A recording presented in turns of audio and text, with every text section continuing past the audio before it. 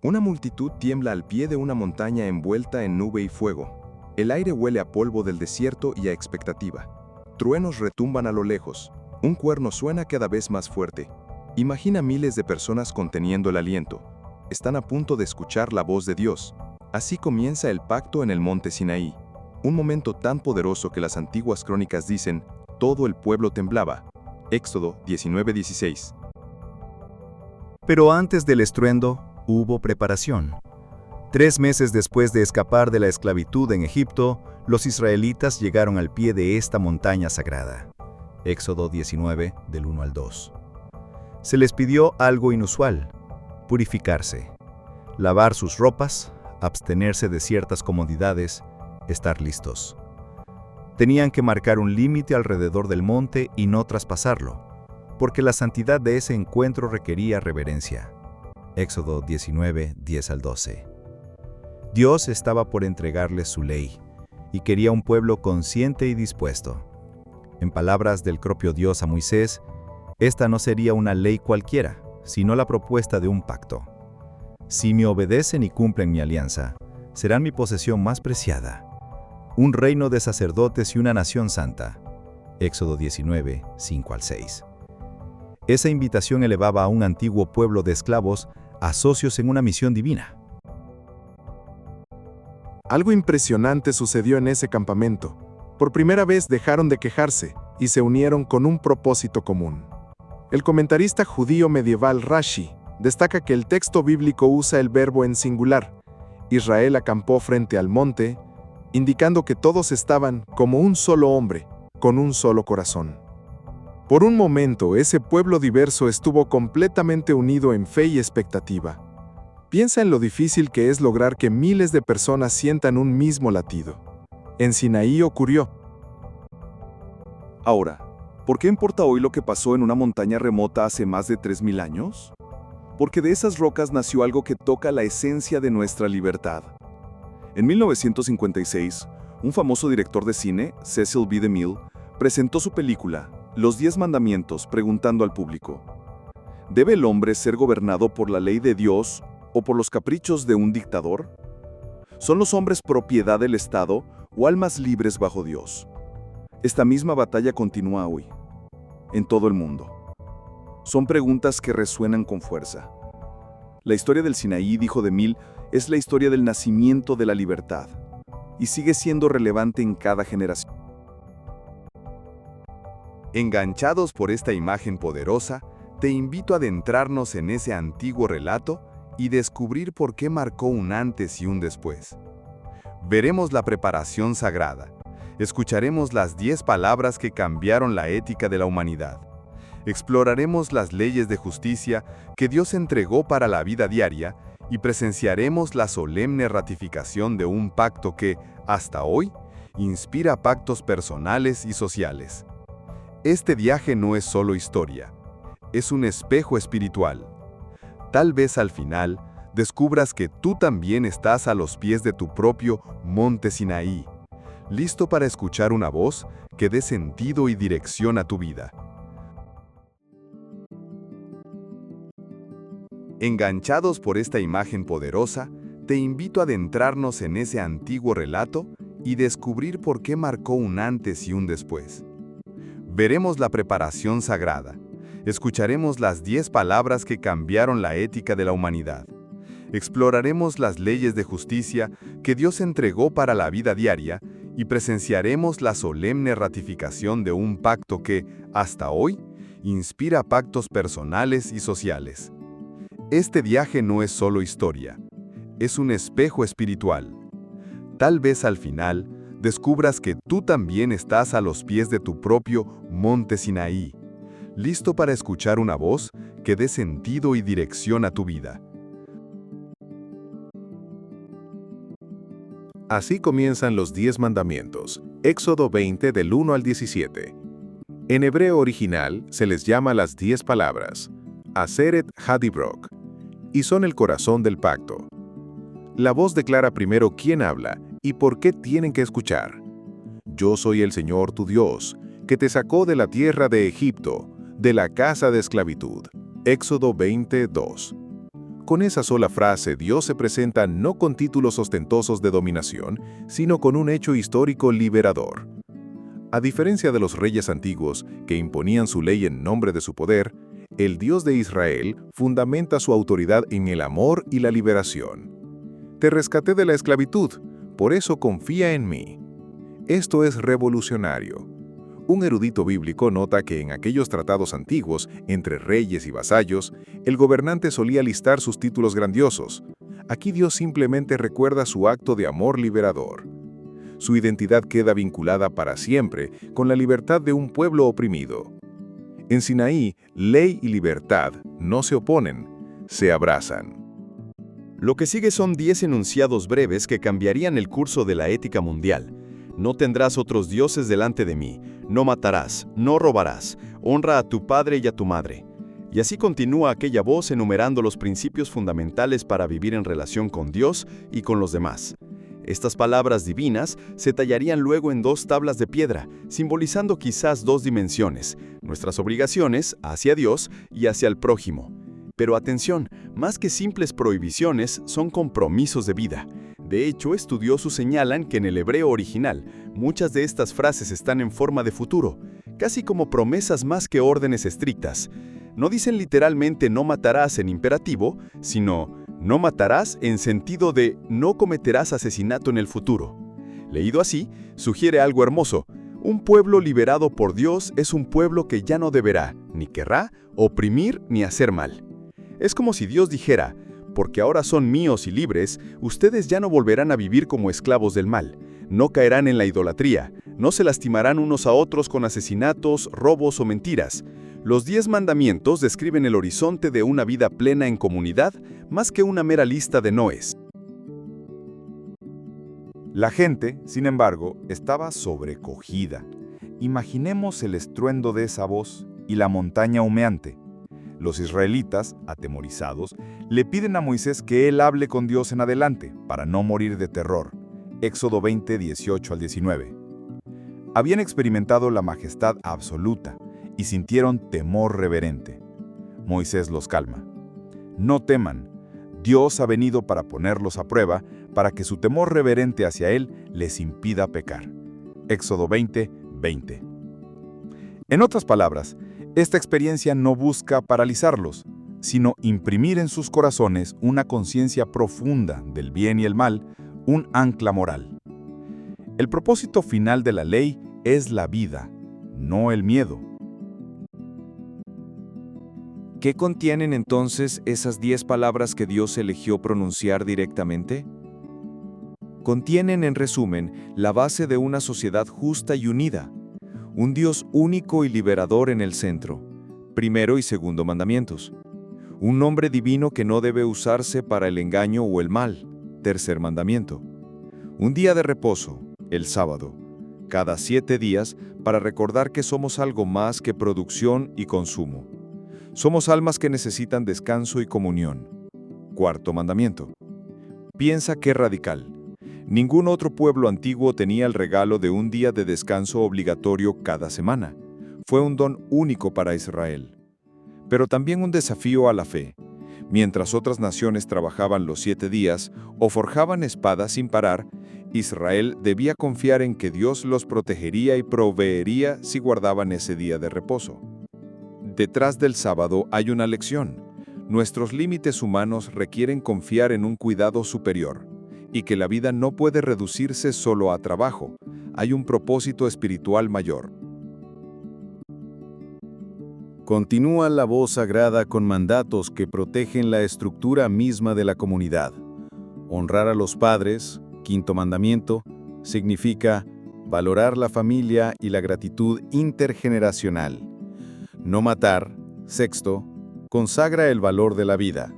No cometer adulterio, séptimo, protege la fidelidad y la confianza en las relaciones. No robar, octavo, afirma la justicia y el respeto por lo ajeno. No dar falso testimonio contra tu prójimo. Noveno, un mandamiento crucial, demanda la honestidad como fundamento de la convivencia. El teólogo Walter Brueggemann observa que este mandamiento reconoce que La vida en comunidad no es posible a menos que exista un ámbito de confianza pública en el que la realidad social sea descrita con veracidad. Sin verdad, las relaciones se desmoronan. Con verdad, florece la confianza. Y finalmente, no codiciarás. 10. Va a la raíz interior. No basta controlar actos externos. También el corazón debe aprender a desear bien, sin ansiar poseer lo de otros. Cada una de estas 10 palabras es como un pilar de una casa. Juntas, sostienen la construcción de una vida en armonía con Dios y con nuestros semejantes. No es casualidad que en tantas culturas, leyes y valores fundamentales reflejen de alguna manera este código antiguo, desde los derechos humanos básicos hasta las leyes contra el perjurio o el homicidio. El Sinaí plantó la semilla de una moral universal. De hecho, figuras religiosas de diversas épocas insisten en que los mandamientos no son un fardo, sino un regalo.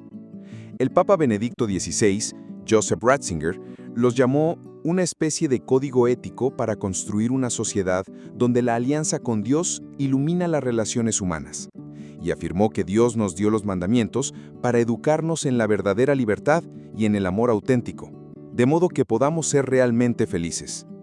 Lejos de oponerse al amor, son expresión del amor de Dios, una guía para distinguir el bien del mal, lo verdadero de lo falso, lo justo de lo injusto.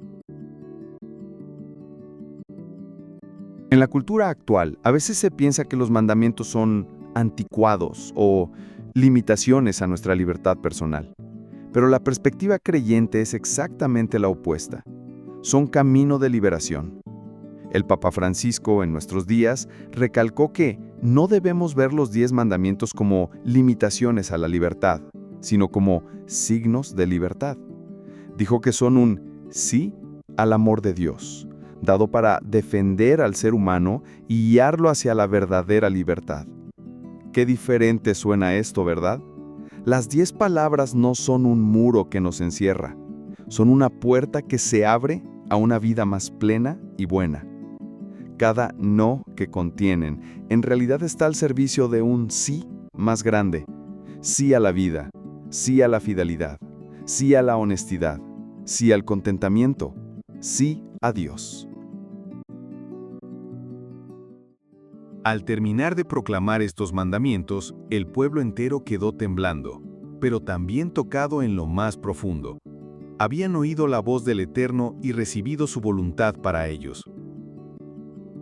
Aquella generación obtuvo algo más valioso que el oro, un norte moral claro.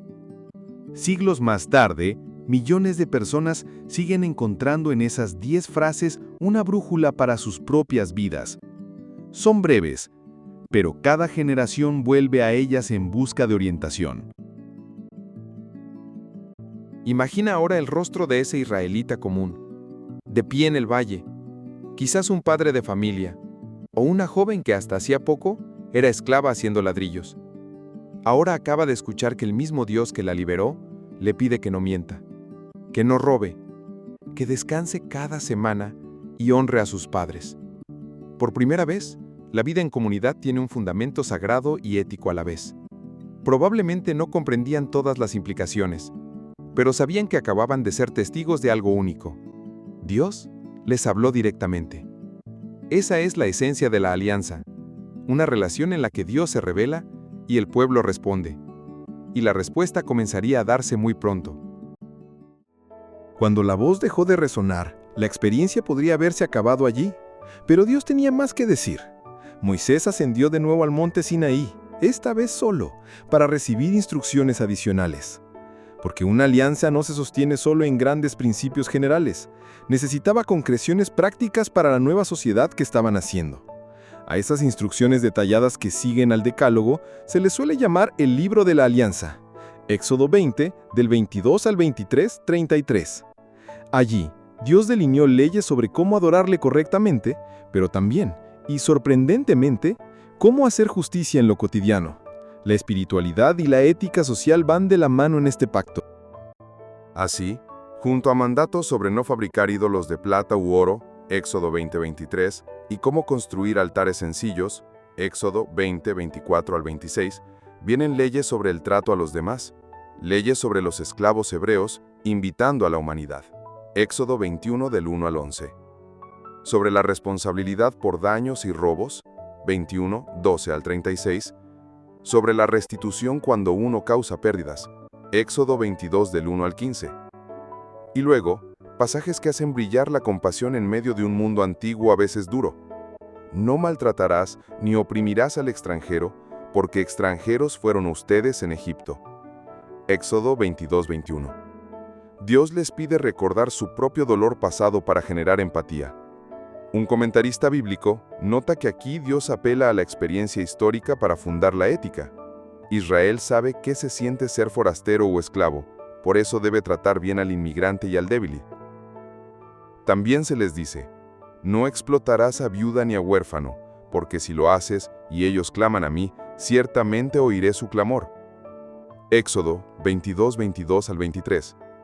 En este pacto, la voz del oprimido tiene oído en Dios.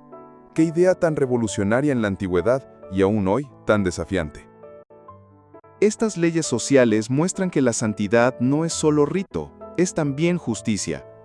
Dios, el mismo que se manifestó con truenos, ahora legisla sobre situaciones cotidianas. Un buey que cornea a alguien, un incendio accidental, un préstamo a un pobre sin cobrar interés abusivo. Éxodo 22, 24. Incluso ordena, no aceptarás soborno, porque el soborno ciega al que ve y tuerce las palabras del justo. Éxodo 23, 8. Está formando una comunidad donde la integridad sea cimiento. Y también manda, 6 años sembrarás tu tierra, pero el séptimo la dejarás descansar. Así comerán los necesitados de tu pueblo. Éxodo 23, 10, 11. La ecología y la justicia social unidas. El descanso de la tierra cada 7 años, lo que hoy llamamos año sabático, para beneficio de los pobres y de la creación. No menos importantes son las instrucciones sobre el culto. Celebrar cada año fiestas para recordar a Dios. La Pascua, la fiesta de las semanas, la cosecha. Éxodo 23, 14 al 17. Presentar los primeros frutos de la tierra en gratitud. 23, 19. Todo está entretejido. Misericordia con el prójimo y fidelidad a Dios. En el Sinaí, la fe no es abstracción. Es justicia hecha hábito y gratitud hecha fiesta. Dios está esculpiendo no solo tablas de ley, sino un estilo de vida comunitario. Tras recibir todas estas normas, llega el momento cumbre: ratificar formalmente el pacto. Éxodo 24 nos cuenta cómo se sella esta alianza, en una ceremonia solemne, casi dramática. Imaginemos la escena. Al pie del monte, Moisés erige un altar y 12 pilares de piedra, representando a las 12 tribus de Israel. Éxodo 24:4. Es como preparar el escenario para una boda espiritual entre Dios y su pueblo. De hecho, muchos han comparado este momento a un matrimonio sagrado. Los profetas hebreos a menudo hablaron de Yahvé como esposo e Israel como esposa. Así de íntima y comprometida es la relación que están por sellar. Moisés, como mediador, toma el libro de la alianza, donde seguramente ha escrito todas esas leyes y mandamientos recién dados, y lo lee en voz alta frente a todo el pueblo. Éxodo 24:7. Este es el contrato completo del pacto. El pueblo escucha atentamente cada cláusula, desde no tendrás otros dioses hasta no oprimirás al extranjero. Y al final responden con una voz unánime que retumba en el valle. Haremos todo lo que el Señor ha dicho y obedeceremos. Éxodo 24:7. Es el sí acepto de Israel.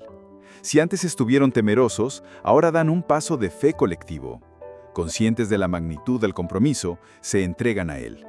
No dicen, lo pensaremos, o cumpliremos en parte. Dicen, todo. Es emocionante, un pueblo entero dando su palabra. Acto seguido, se realizan sacrificios de comunión. Moisés sacrifica novillos, animales que en aquella cultura simbolizan la vida entregada. Toma la mitad de la sangre y la rocía sobre el altar, símbolo de la presencia de Dios. La otra mitad la rocía sobre el pueblo, probablemente sobre representantes o quizás salpicando a la multitud. Éxodo 24, 6 y 8. Mientras lo hace, declara: Esta es la sangre de la alianza que el Señor ha hecho con ustedes conforme a todas estas palabras. 24, 8. Es un rito impactante para nuestros ojos modernos, pero cargado de sentido. La sangre representa la vida, la seriedad del compromiso.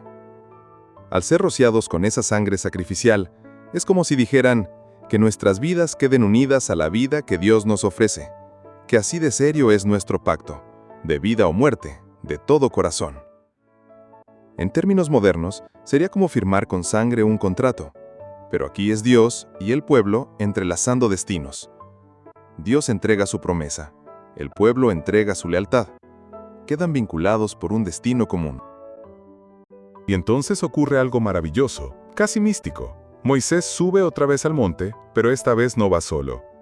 Lleva consigo a su hermano Aarón, a Nadab y a Abiú, los hijos de Aarón, y a 70 de los ancianos líderes de Israel. Éxodo 24:9. Ellos representan a toda la comunidad.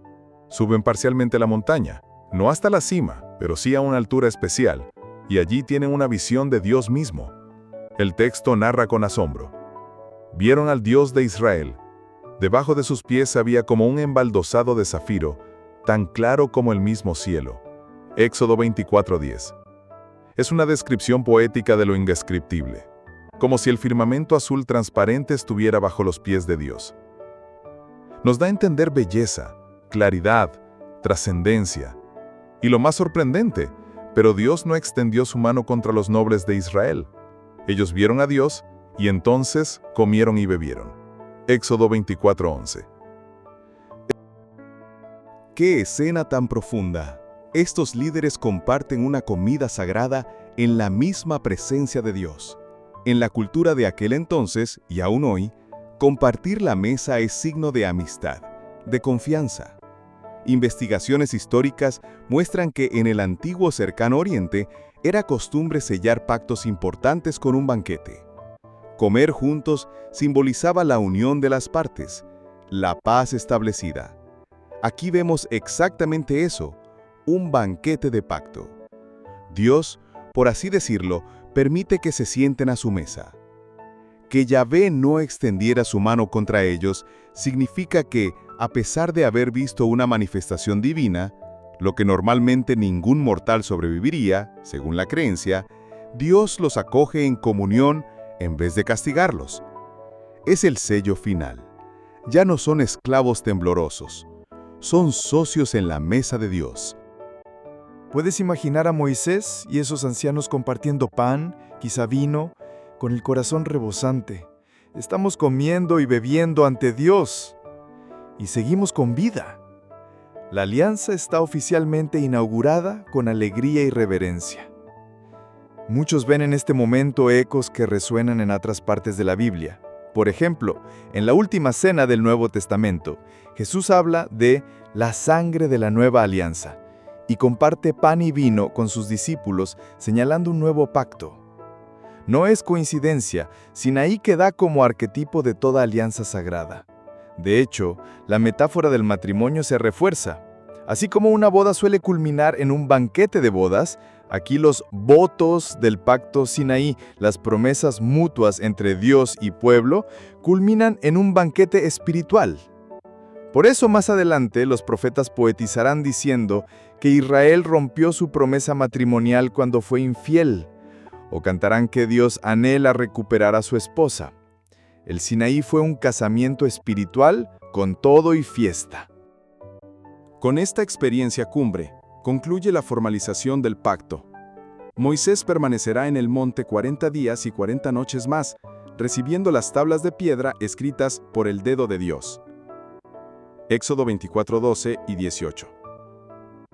Las copias divinas de los 10 mandamientos, junto con instrucciones adicionales para el santuario que construirán. Pero en cuanto a la alianza, ya está establecida. Hay un pueblo que ha dicho sí y un Dios que los ha acogido como suyos. Tomémonos un momento para apreciar la magnitud histórica y espiritual de esto. En Sinaí no solo nació una religión, nació una nueva visión de sociedad. El renombrado rabino y filósofo contemporáneo Jonathan Sacks lo expresa así: en el Sinaí se estaba formando una nación nueva, concebida en libertad, dedicada al principio de que todos son creados iguales.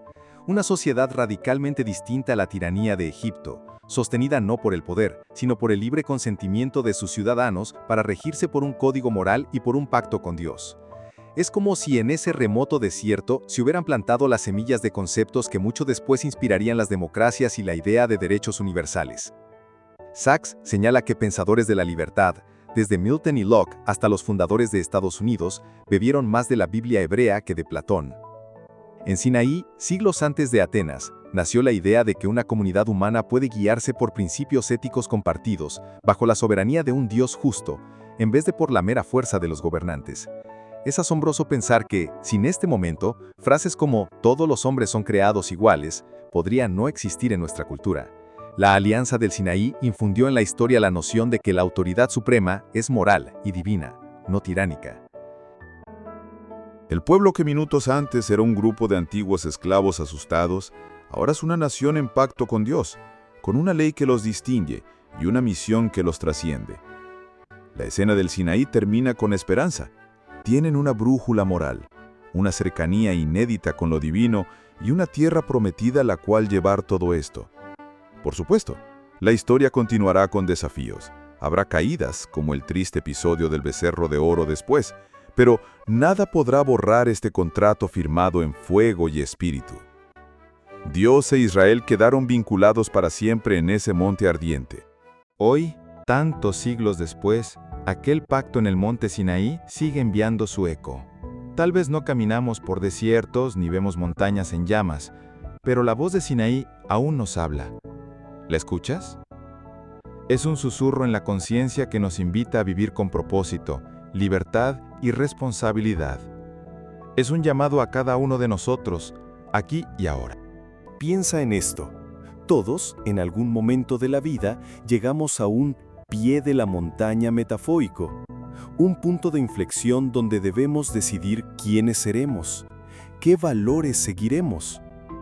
Puede ser al formar una familia, al enfrentar una crisis, al buscar sentido más allá de lo material. En esos momentos, Sinaí cobra vida de nuevo. Las enseñanzas de aquella alianza nos invitan a hacer una pausa, a purificar nuestro corazón de distracciones, como aquel pueblo lavó sus ropas, y a estar listos para escuchar lo que es verdadero. La preparación nos recuerda la importancia de tomarnos en serio lo trascendente. Reservamos tiempo para la reflexión, para lo sagrado en nuestra vida cotidiana. Tal vez hoy nuestro lavar las vestiduras es apagar el teléfono un rato, es apartar el ruido para escuchar a nuestra alma. Para recibir cualquier ley interior, llámalo valores, propósito, voz de Dios, necesitamos esa atención reverente. Los 10 mandamientos, por su parte, nos desafían a examinar nuestros propios mandamientos internos. ¿Cuáles son las reglas por las que vivo? ¿He puesto algún Dios extraño en mi vida? ¿Dinero, éxito, ego, por encima de lo que de verdad importa? ¿Recuerdo dar descanso a mi espíritu o vivo esclavo del trabajo y la prisa? ¿Honro a mis padres, a mis raíces? ¿Demuestro gratitud? ¿Soy íntegro en mis relaciones? ¿Fiel? ¿Honesto? ¿Generoso? ¿O permito pequeñas muertes de confianza con mentiras o engaños? Estas 10 palabras antiguas pueden iluminar con claridad nuestras encrucijadas modernas. Nos invitan no a la culpa, sino a la congruencia, a alinear nuestra conducta con esos valores universales de amor y respeto. No importa si eres creyente o no, el Decálogo es un espejo ético formidable. Como dijo el Papa Francisco, redescubramos y vivamos las 10 palabras de Dios. Digamos sí a estos 10 caminos de amor que defienden al hombre y lo guían a la verdadera libertad. Es un sí a ser la mejor versión de nosotros mismos. Los 10 mandamientos, por su parte, nos desafían a examinar nuestros propios mandamientos internos. ¿Cuáles son las reglas por las que vivo? ¿He puesto algún Dios extraño en mi vida? ¿Dinero, éxito, ego, por encima de lo que de verdad importa? ¿Recuerdo dar descanso a mi espíritu o vivo esclavo del trabajo y la prisa? ¿Honro a mis padres, a mis raíces? ¿Demuestro gratitud? ¿Soy íntegro en mis relaciones? ¿Fiel? ¿Honesto? ¿Generoso? ¿O permito pequeñas muertes de confianza con mentiras o engaños? Estas 10 palabras antiguas pueden iluminar con claridad nuestras encrucijadas modernas. Nos invitan no a la culpa, sino a la congruencia, a alinear nuestra conducta con esos valores universales de amor y respeto. No importa si eres creyente o no, el Decálogo es un espejo ético formidable. Como dijo el Papa Francisco, redescubramos y vivamos las 10 palabras de Dios. Digamos sí a estos 10 caminos de amor que defienden al hombre y lo guían a la verdadera libertad. Es un sí a ser la mejor versión de nosotros mismos. La justicia social y el culto verdadero también nos interpelan. En Sinaí, Dios dejó claro que Él es honrado no solo con rituales, sino con cómo tratamos al prójimo. Quizá nosotros debamos preguntarnos, ¿cómo actúo con los extranjeros, con los diferentes, con los vulnerables a mi alrededor? Esa ley, no oprimas al extranjero porque tú también fuiste forastero, nos urge a la empatía activa. Nos recuerda que detrás de cada rostro desconocido podemos ver nuestra propia historia de dolores y anhelos. ¿Y si comenzáramos a vivir viendo a los demás como Dios nos vio a nosotros?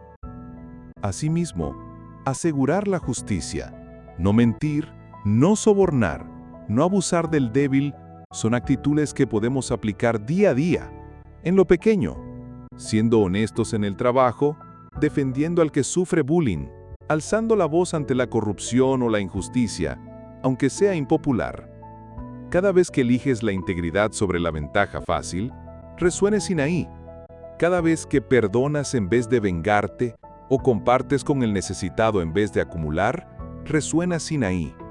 Porque la alianza no es solo un pacto colectivo de antaño, es una serie de decisiones personales en el presente.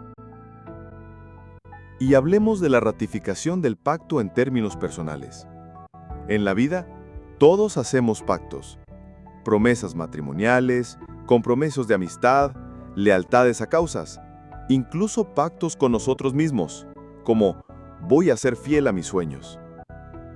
¿Qué tal si afrontamos esos compromisos con la misma seriedad y sacralidad con que Israel dijo, haremos y obedeceremos? Podemos aprender a no tomar a la ligera nuestra palabra dada, a decir sí cuando es sí, con todo el corazón, y sostenerlo incluso cuando cueste. El pacto de Sinaí nos enseña que las relaciones más valiosas, con Dios y con personas, con ideales, se nutren de compromiso fiel. A veces, mantener un compromiso requiere sacrificio, como esos sacrificios que Moisés ofreció. Quizá tengas que derramar sangre en sentido figurado, dedicar tiempo, renunciar a comodidades, esforzarte por perdonar. Pero de ese esfuerzo nace algo nuevo y bello. Una comunión, una amistad sagrada, un objetivo alcanzado. No olvidemos la imagen del banquete con Dios. ¿Qué significaría comer y beber en la presencia de lo divino hoy? Tal vez signifique vivir con la profunda alegría y paz de sentir que, cuando actuamos bien, Dios sonríe y se sienta a la mesa con nosotros. Es experimentar que lo trascendente no está lejos, sino acompañándonos en nuestros momentos de celebración y de lucha. Esa comunión íntima es posible cuando honramos nuestra parte del pacto. Cuando vivimos en amor y justicia, entonces sentimos la presencia de algo mayor compartiendo nuestro pan cotidiano. Ahora, al concluir este viaje por el Sinaí, te pregunto, ¿qué eco deja en ti esta historia? Puede que te inspire a leer esos capítulos, Éxodo 19 al 24, por ti mismo, con nuevos ojos. O tal vez te despierte el deseo de ajustar algo en tu vida, reconciliarte con alguien, ser más honesto, dedicar tiempo a lo espiritual, defender a un vulnerable, hacer tu propio pacto personal con lo que consideras sagrado. El Sinaí nos muestra que la verdadera motivación y cambio vienen de un encuentro profundo. Para los israelitas fue ver la montaña humeante y oír a Dios. Para ti puede ser un momento de claridad en una noche silenciosa, una conversación significativa, una frase que te llega al alma. Cuando ese momento llegue, quita las sandalias de tu comodidad, porque estás en tierra santa. Escucha. Como dijo un sabio rabino, en cada generación, cada persona debe verse a sí misma como si hubiera estado presente en el Sinaí. Es decir, tú también estás invitado a ese encuentro. Hoy, la montaña del Sinaí quizás esté dentro de ti. Puede que sus relámpagos sean las crisis que enfrentas, y su voz, la conciencia que te llama. No tengas miedo de acercarte y subir. Prepara tu corazón, recibe esas palabras de guía y escribe tu propia historia de liberación. Al final del día, cuando hagas balance de tu vida, podrás decir, como aquellos antiguos, hemos escuchado y haremos todo lo que esté a nuestro alcance.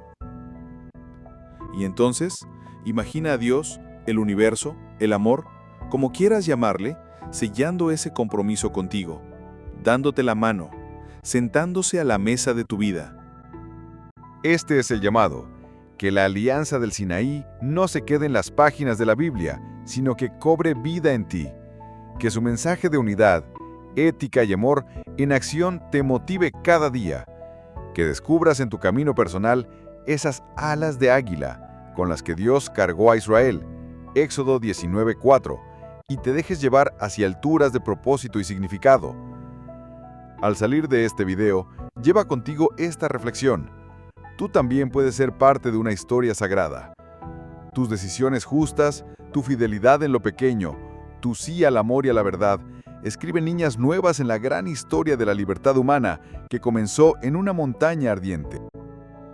Hoy te animo a hacer un pequeño acto que refleje esta alianza. Perdona una ofensa, dedica tiempo a quien lo necesita y reflexiona 10 minutos en silencio sobre tus principios. Comparte en los comentarios qué palabra del Sinaí resuena más en ti o qué compromiso quieres renovar. Hagamos comunidad en este camino.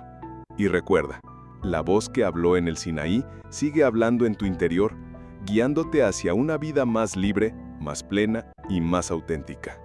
¿La escuchas? Es hora de responder con nuestros hechos.